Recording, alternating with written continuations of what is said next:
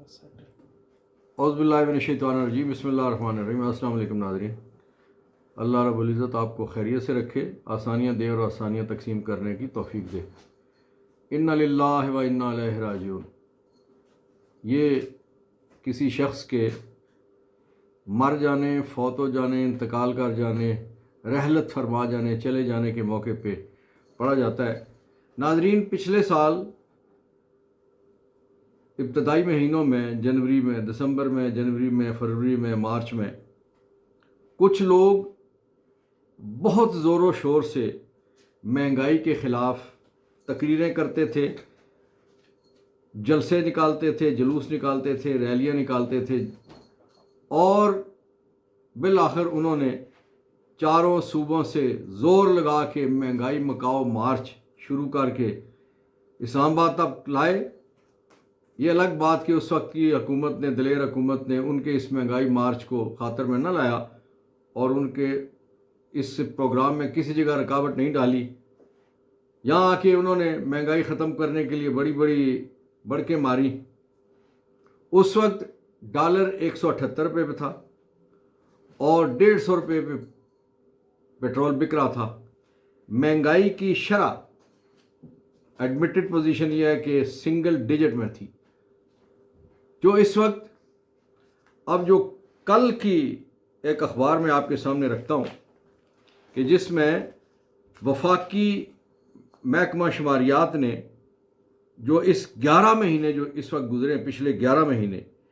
اس میں جو مہنگائی کی شرح بڑھی، انہوں نے کہا کہ مہنگائی کی بلند ترین سطح 38% تک پہنچ گئی۔ ایک سال میں خوراک کے نرخ 48.65%، ٹرانسپورٹ کرائے 53% بڑھے،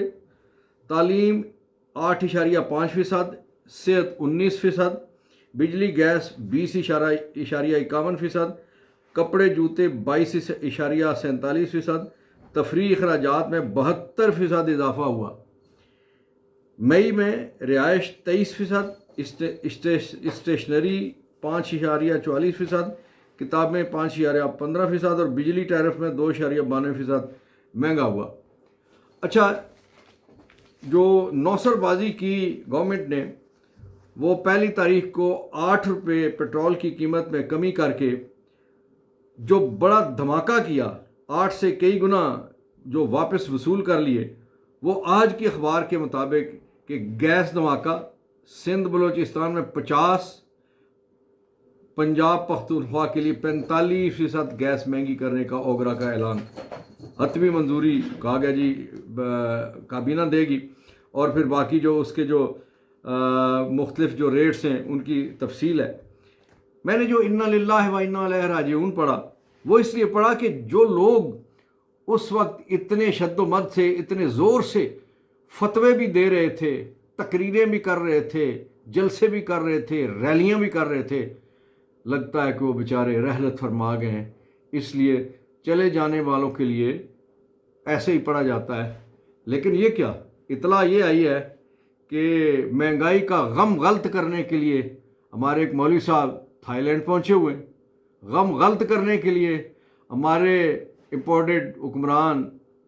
وہ کبھی برطانوی شہنشاہ کی تاج پوشی میں شریک ہوتے ہیں اور کبھی کسی دوسری جگہ کسی کی تاج پوشی میں شرکت کے لیے اور کسی کی وزارت یا بادشاہت کے اس کے خراج تحسین پیش کرنے کے لیے پہنچ جاتے ہیں۔ اور پھر اگر وزیر خارجہ کی بات کی جائے کہ جس نے کراچی سے مہنگائی مکاؤ مارچ شروع کیا تھا اور اسلام آباد میں آ کے تو انہوں نے پھر وہ ٹانگوں والی بات بھی کی تھی کہ وہ اس وقت اپنی ٹریننگ کے سلسلے میں بھارت سمیت، جو کہ بھارت کے ساتھ پاکستان نے سفارتی تعلقات منقطع کیے ہوئے ہیں اور اس وقت تک ان کے ساتھ کسی معاملے پہ گفتگو کرنے کا پابندی لگی ہوئی تھی، اور جو پچھلی حکومت نے پابندی لگائی تھی، موجودہ وزیر خارجہ صاحب بھارت بھی چلے گئے اور 6 منٹ کے ساتھ 6 یا 7 سیکنڈ کی ویڈیو کے لیے جو فوٹو سیشن تھا اس کے لیے پاکستان کی تذلیل کروا دی۔ تو دوستو، اس لیے یہ انا للہ و انا الیہ راجعون پڑھا گیا تھا۔ بہرحال چلیے، بہت سارے موضوعات ہیں اور ان موضوعات کے حوالے سے مزید باتیں کرتے ہیں۔ وہ قاسم کے ابا کی جماعت، آپ کو پتہ ہے نا کہ اب نام لینا تو منع ہے، تو اس لیے ہم قاسم کے ابا کی جماعت ہی کہیں گے کہ قاسم کی ابا کی جماعت جو ہے وہ اس پہ بہت مشکل وقت ہے اس وقت۔ آج ایک عدالت سے کئی روز ان خواتین کو حبس بجا میں غیر قانونی حراست میں رکھنے کے بعد 5 روزہ جسمانی ریمانڈ لے کے انہیں جیل بھیجا گیا ہے، اور وہ ثنا خان تقدیس مشرق کہاں ہیں جو بنیادی انسانی حقوق، خواتین کے حوالے سے، خواتین کے حقوق کے حوالے سے آئین کی بات کرنے والے، وہ حقوق کی بات کرنے والے، وہ لوگ کدھر ہیں؟ وہ کدھر گئی ہیں وہ خواتین، وہ این جی اوز کہ جو خواتین کے لیے اتنی آواز اٹھاتی تھیں؟ لگتا ہے کہ ان پہ بھی انا للہ و انا الیہ راجعون پڑھنا پڑے گا۔ بہرحال چلیے، یہ تو وقت کے ساتھ ہوتا ہے کہ وہ اس وقت پاکستان میں سچی بات یہ ہے کہ میں یہ سمجھتا ہوں کہ ہمارا جو کشمیر پہ اور فلسطین پہ جو موقف ہے کہ وہاں کے لوگوں پہ جو ان کی شخصی آزادی، وطن کی آزادی، باقی تقریر کی، تحریر کی آزادی، ان پہ جو پابندیاں لگی ہیں، جو لوگوں کے ساتھ مظالم ہوتے ہیں، اس سے بڑھ کے اس وقت پاکستان میں مظالم ہو رہے ہیں۔ اس لیے ہمارا جو کشمیر پہ موقف تھا، فلسطین پہ جو موقف تھا، اور باقی جگہوں پہ جہاں مسلمانوں پہ مظالم ہوتے ہیں، وہ موقف موجودہ امپورٹڈ گورنمنٹ نے کمزور کر دیا، اور اس موقف کے حوالے سے اب بات کرتے ہوئے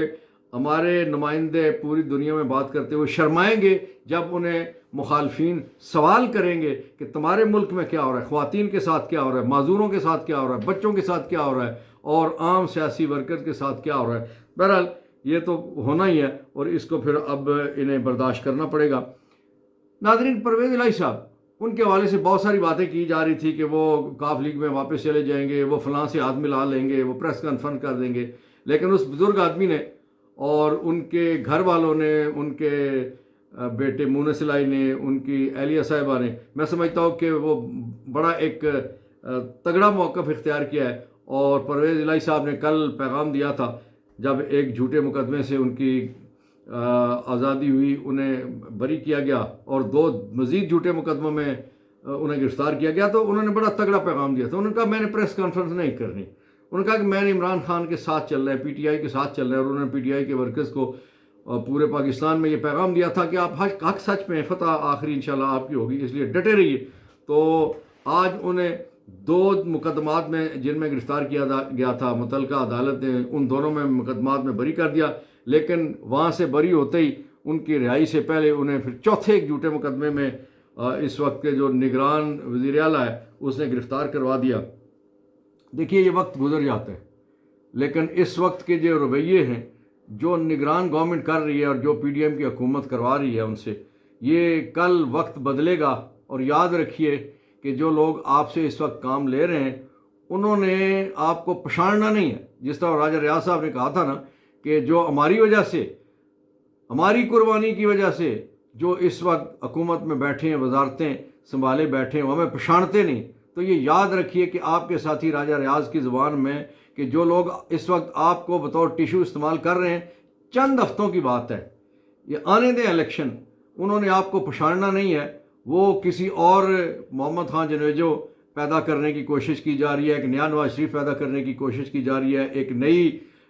جماعت نکالنے کی کوشش کی جا رہی ہے، پیٹریاٹ ایک نیا ڈھونڈنے کی کوشش جاری ہے، اور اس حوالے سے ان کی ساری کوششیں اپنی جگہ پہ کامیاب ہوتی ہیں یہ نہیں، یہ تو وقت بتائے گا، اللہ رب العزت بہتر جانتے ہیں۔ لیکن یاد یہ رکھیے کہ جو اس وقت 13 جماعتی یا 17 جماعتی اتحاد اس وقت جو بنا ہوا ہے، اس کو انتہائی عظیمت ہونی ہے، انتہائی شرمندگی ہونی ہے۔ اور دوسری بات یہ ہے کہ بہت جلد جوتیوں میں دال بٹنا شروع ہو جائے گی۔ اس کا اظہار رانا ثناء اللہ نے اس انداز سے کر دیا ہے کہ اگر پیپلز پارٹی پنجاب میں آتی ہے، جس طرح سے آپ کو پتہ ہے کہ وہ کوشش کر رہے ہیں کہ کچھ لوگوں کو، ٹوٹے ہوئے لوگوں کو انہوں نے شامل بھی کیا ہے کہ اگر یہ کرتے ہیں تو ہم سندھ میں چلے جائیں گے، اور وہ سندھ میں جا کے ویسے کریں گے کیا؟ سندھ میں ان کے پاس ہے کیا؟ سندھ یا پیپلز پارٹی کا، اس کے بعد اس وقت سندھ پی ٹی آئی کا ہے، اور اس کے بعد کسی اور کا نمبر آتا ہے، لیکن یہ نون لیگ تو وہاں پہ بہت ہی پچھلے نمبروں پہ ہے۔ تو میں یہ سمجھتا ہوں کہ جوتیوں میں دال بٹنے کا سیزن بھی عنقریب شروع ہونے والا ہے، اور اس کے لیے قوم کو زیادہ انتظار نہیں کرنا پڑے گا۔ بہرحال اس وقت جو حالات ہیں ہمارے ملک کے کہ مہنگائی आसमान पे, डॉलर की कीमत आसमान पे, सोने की कीमत आसमान पे, खाने पीने की चीज़ों की कीमत आसमान पे, बिजली गैस इन सारी चीज़ों की कीमतें आसमान पे, और जो चंद टके पेट्रोल डीजल की कीमत में कमी की गई उसके हवाले से इतनी बुरी मैनेजमेंट है, इतनी बुरी इंतज़ामिया है कि किसी एक ज़िला तहसील की बात तो छोड़ दीजिए, किसी मोहल्ले में 2 रुपये किसी चीज़ पे ये इंतज़ामिया कमी नहीं करवा सकी। उसकी वजह यह है कि इंतज़ामिया सारी एसी डीसी कमिश्नर आईजी उसके नीचे डीआईजी सीपीओ एसएसपी जो कुछ भी हैं वो सारे के सारे तो लगे हुए हैं पीटीआई के लोगों को पकड़ने में, पकड़ धकड़ जकड़, और फिर उनको इस्तीफे दिलवाओ और सियासत से उन्हें तायब करवाओ। लेकिन कब तक? ये वक्त गुजर जाएगा, ये वक्त ऐसे ही नहीं थमेगा, और गुजर जाने के बाद आप लोगों के साथ जो कुछ तारीख करेगी वो इस वक्त दीवार का लिखा हुआ है, हम भी पढ़ रहे हैं, आपको भी नज़र आ जाना चाहिए।